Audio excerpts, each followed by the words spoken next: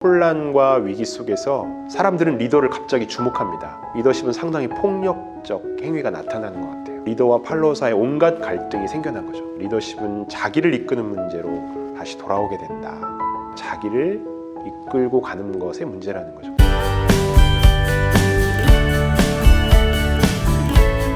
제 삶의 가장 큰 충격은 대학을 오기 위해 서울에 온 순간이었어요. 와, 서울은 완전 별천지였어요. 서울에 그 전에 안 와보셨어요? 안 왔습니다. 안 왔습니다. 아, 처음. 네, 저희 부모님 말로는 5살 때 한 번 왔었대는데 어렴풋하게 뭐 창경궁을 갔다 왔다고 하는데 그전 기억 외에는 거의 서울에 대한 기억이 없습니다. 그러니까 서울을 처음 온 거죠. 그리고 고등학교 때까지 한 지역에서만 정말 학교하고 집만 왔다 갔다 하면서 산 것 같아요. 생활을 적응하지 못해서 집으로 가고 싶었을 정도입니다. 그런데 서울 생활에서 더 큰 충격은 선배의 권유로 찾아간 야학이었어요.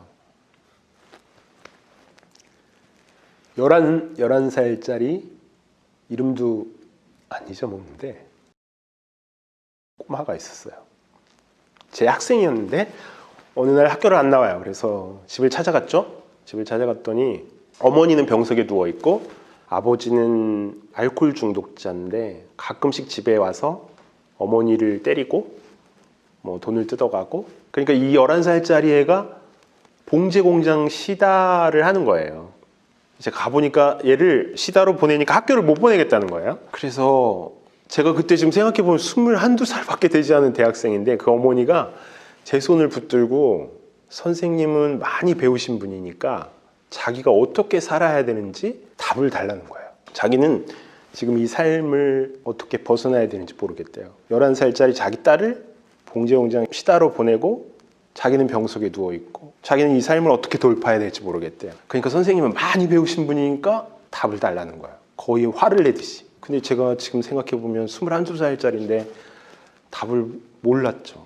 줄 수가 없었죠. 그래서 그냥 그 어머니의 통곡을 하는 걸 다 듣고 있다가 견딜 수가 없었어요. 아니, 너무 창피했죠. 아이들을 위해서 뭔가를 한다고 그 자리에 와 있는데 정작 그 어머니의 물음에 대답을 할 수가 없는 거예요. 그래서 어머니가 돌아놓은 순간을 이용해서 그 집을 도망쳐서 나왔어요. 도망쳐서 나오는데 제 뒤에다가 어머니가 소리를 치시더라고요. 다시는 오지 마세요.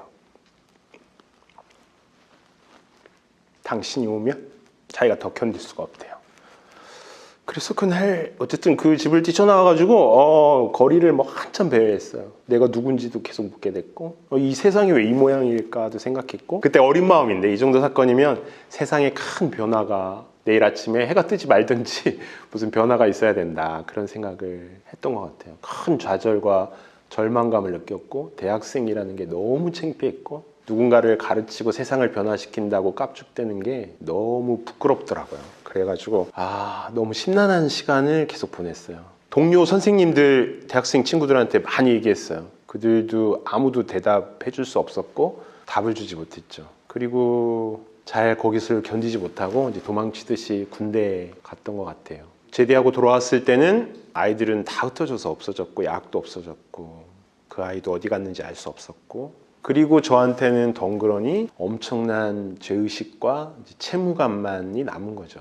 제가 시간이 한참 지나고 보니까 이 사건이 계속 저한테 남아있는 걸 보니까 잘 지워지지 않는 문신 같은 것처럼 삶의 일부가 돼버린 것 같고, 그래서 그랬는지 뭔가 하여튼 계속 의무감 같은 걸 가졌던 것 같아요. 세상이 변해야 되겠다, 그 생각을 막연히 한 것 같아요. 그런 기억이 지금의 제 삶의 일부로 남아있는 것 같습니다. 왜 이창준은 리더여야만 하죠? 다른 것도 있을 수 있잖아요. 우리는 리더십으로부터 자유롭지 않다라는 걸 알게 된 것 같아요. 내가 이 삶을 살아가고 있는 동안 나는 적어도 내 주변의 사람들에게 내 존재 자체만으로도 파장을 일으키는 거죠. 내가 하고 있는 말, 내가 살아가는 삶의 양식이 누군가에게 계속 파장을 일으키고 있다면 저는 그 리더십이라는 현상으로부터 자유롭지 못하다. 리더라는 건 특정한 역할, 지위나 신분을 말하는 게 아니라 삶을 살아가는 모든 사람들의 과제이고 역할이고 도전이다, 그런 생각을 하고요. 탁월하거나 유능한 리더가 있다면 얼마든지 더 좋은 영향을 주변 사람들에게 줄 수 있는 거니까 그런 리더십에 관심을 갖게 됐던 것 같아요. 지금도 저는 조직 안에서 리더 역할을 하는 사람을 만나지만 리더십은 그런 역할의 문제가 아니고 삶의 양식의 문제다. 우리가 살아가는 삶의 문제다. 그런 생각을 하기 때문에 자연스럽게 그냥 리더라는 생각을 받아들인 것 같아요. 제가 뭘 대단히 잘하거나 남과 달리 뭔가를 해야 된다라는 강박을 갖고 있는 건 아니에요. 다만 내가 살아가는 삶이 무엇보다 제 자신에게 그리고 가까이 지근거리에 있는 주변의 사람들에게 이왕이면 좋은 영향을 미쳤으면 좋겠다 이런 생각을 하고 있죠.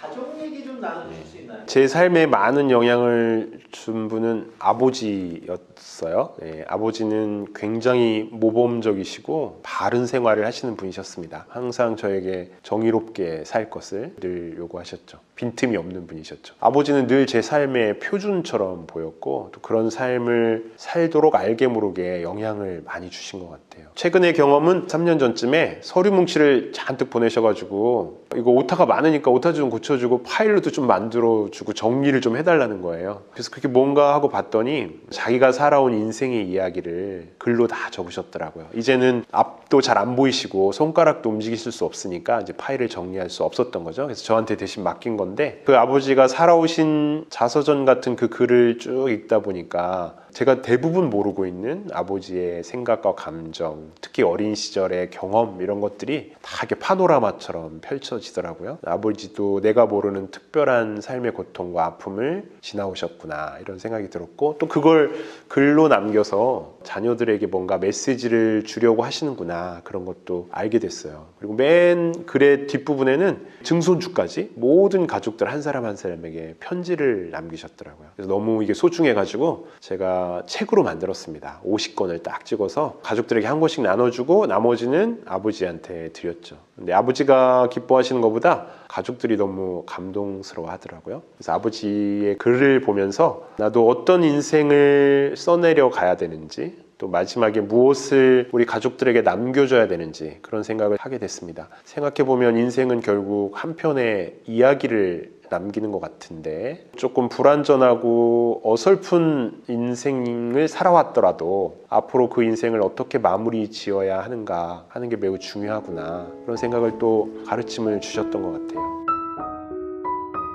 세상이 진짜 좋아지려면 어디가 제일 먼저 변해야 될까? 리더들의 성장과 변화를 돕는 일을 한다면 더 좋은 세상을 만들 수 있지 않을까 이런 생각을 했고요. 어느 날 아침에 충동적으로 사표를 쓰고 회사를 그만 다니겠습니다 하고 나왔던 것 같아요. 길거리에 가서 특강을 하기도 했고요. 온갖 이벤트들을 벌여가면서 새로운 실험을 하기도 했고 아주 재밌었습니다. 그런 미션을 향해서 했던 여러 가지 실험들이 큰 자산이 되어서 지금까지 오게 한 게 아닌가라는 생각